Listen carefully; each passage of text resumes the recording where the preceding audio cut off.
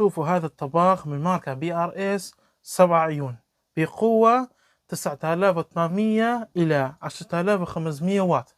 يعني ما شاء الله طباخ حجم وسط، بس قوة مالته كلش عالية وتقدر تطبخ به باتشة. ووزنه كلش مناسب، فقط 1170 غرام. واستهلاك قوة غاز مالته 756 غرام في الساعة، يعني حوالي 4 قنينات من هاي النوعية. طباخ كلش قوي ويتحمل 80 كيلوغرام. إذا تخلي جدرية بوزن ثقيل يتحمل الأوزان الثقيلة. يعني ما شاء الله طباخ تصميمه كلش حلوة ومتوفر باثنين نوعية. عندنا النوعية BRS 71A، هاي نوعية متوفر، وهم عندنا نفس الشيء بس هاي نوعية عندها زداحة داخلية مثل ما تشوفون. هاي زداحة داخلية، بس هاي النوعية ما بزداحة داخلية، فهاي الفرق.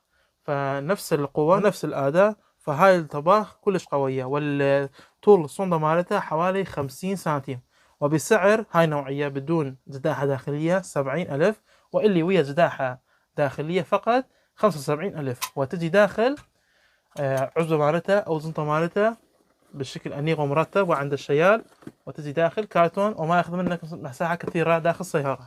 كلش زين وكلش مرتب لسفر الرحلات. للطلب واستفسار تواصلوا ويانا واحنا بخدمتكم.